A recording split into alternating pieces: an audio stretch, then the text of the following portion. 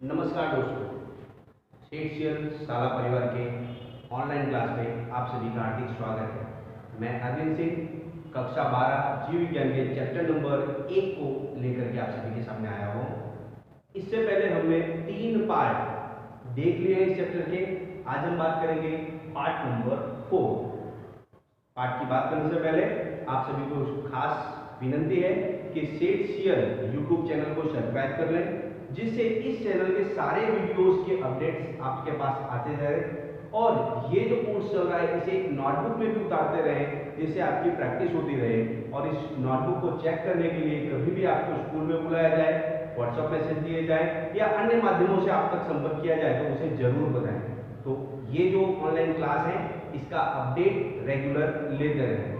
अब हम बात करेंगे चैप्टर नंबर 1 जीवों में जनन के अगले भाग की। अभी तक हमने देखा था कि जीवों में जनन अर्थात क्या, जीवन अवधि अर्थात क्या, अलग अलग सजीवों में जनन के प्रकार, जिसके अंदर मुख्य रूप से हमने 2 प्रकार की बात की थी, लैंगिक जनन और अलैंगिक जनन। अलैंगिक जनन हमने पढ़ लिया था, आज हम बात करेंगे लैंगिक जनन की। ठीक है, लास्ट लेक्चर में जैसा हमने देखा था कि अलैंगिक जनन के अंदर एक ही जनक होता है, जबकि लैंगिक जनन के अंदर 2 जनक होते हैं। एक जैसे जीव या विपरीत लिंग वाले जीव होंगे।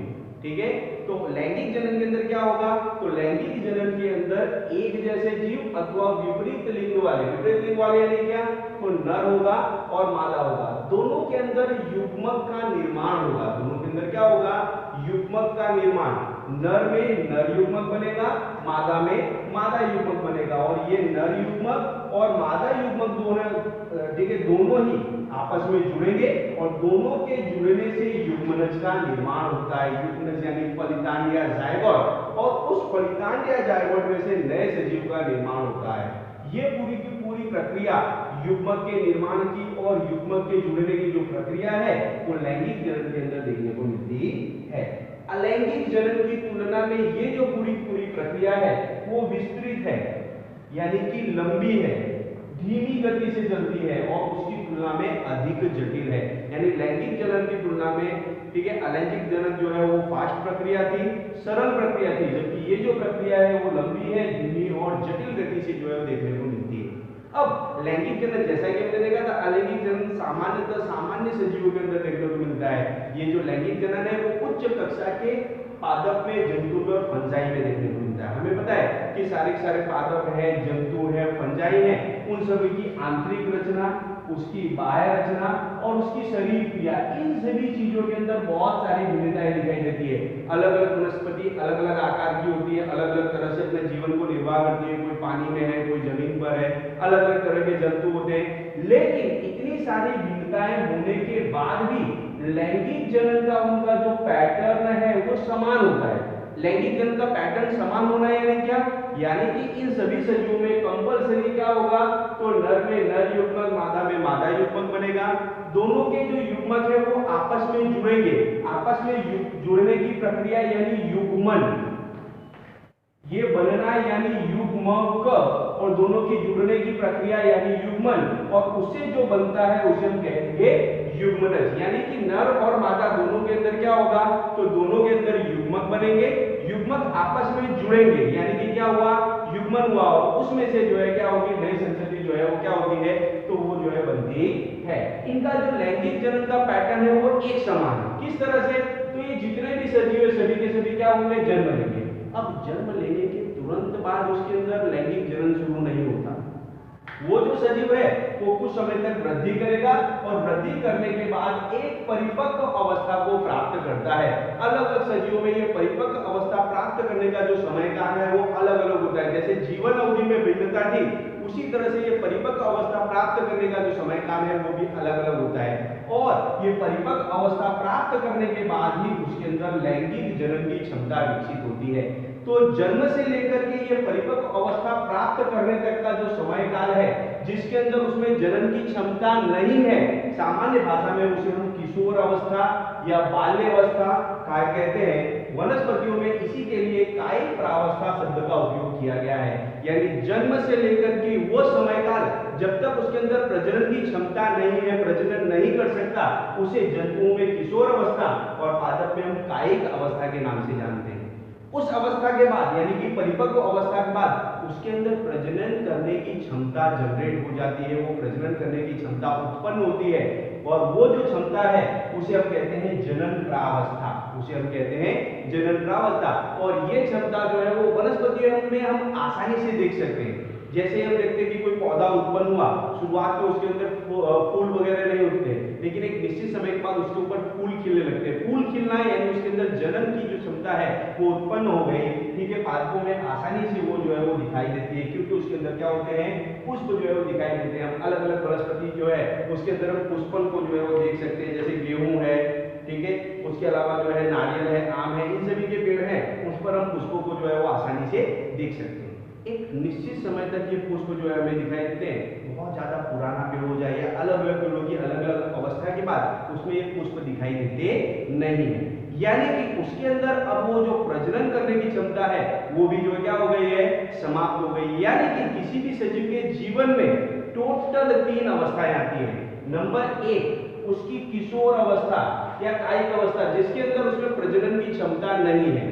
नंबर 2 उसकी जनन अवस्था, यानी कि जिसमें उसमें प्रजनन की क्षमता जो है वो पाई जाती है।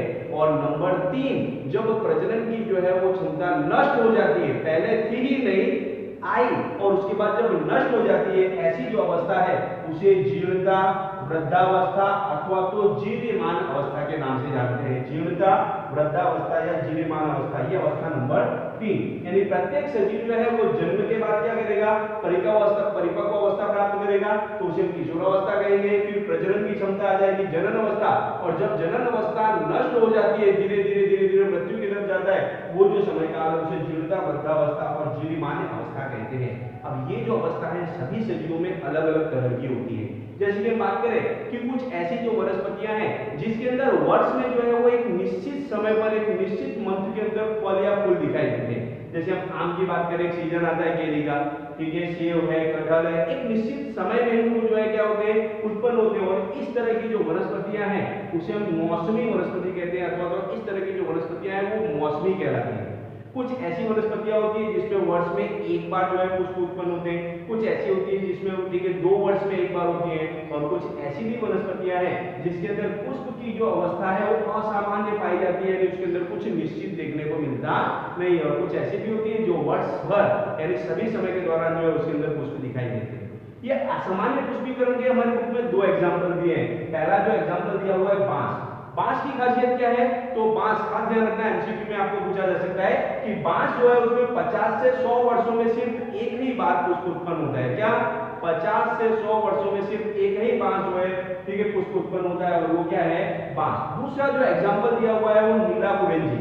नीला कुरेंजी जो है इसका वैज्ञानिक नाम है स्ट्रोबिथेलेंस कुंजियाना। और ये जो वनस्पति है उसकी खासियत क्या है, तो इसमें 12 वर्षों में एक बार पुष्प उत्पन्न होते हैं। क्या ध्यान रखना है, 12 वर्षों में एक बार पुष्प उत्पन्न होते हैं। ये भारत के अंदर केरल, कर्नाटक, तमिलनाडु के क्षेत्रों में पाई जाती है।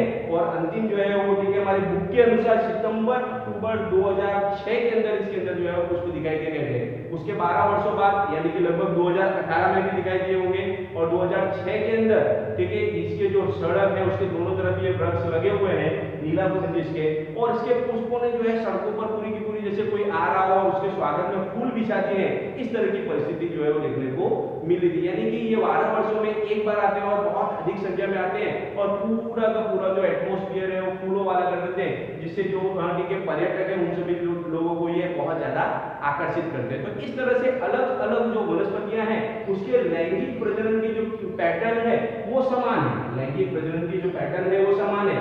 उसके अंदर क्या होगा, किशोरावस्था होगी, उसके अंदर जनन प्रावस्था होगी, उसके अंदर जीर्णता या वृद्धावस्था होगी, लेकिन इन अवस्थाओं में भी कुछ अंतर देखने को मिलता है। और ये जो अंतर है वो हमारे, ठीक है, अगले पार्ट के अंदर यानी कि पार्ट नंबर 5 में हम सभी देखेंगे। खास सभी विद्यार्थी मित्रों से खास निवेदन है कि आप सभी नियमित रूप से वीडियो को जो देख रहे हैं उसको किताब में भी पढ़ते रहें, और उसके बाद उसके लिए एक नोटबुक बनाएं, उसमें भी उसको जो है वो लिखते रहें। आपको नेक्स्ट पार्ट के अंदर इसके चैप्टर के जो है वो क्वेश्चंस मिलेंगे, और वो जो क्वेश्चंस है उसके आंसर आप लोगों को अपनी नोटबुक में लिखने रहेंगे।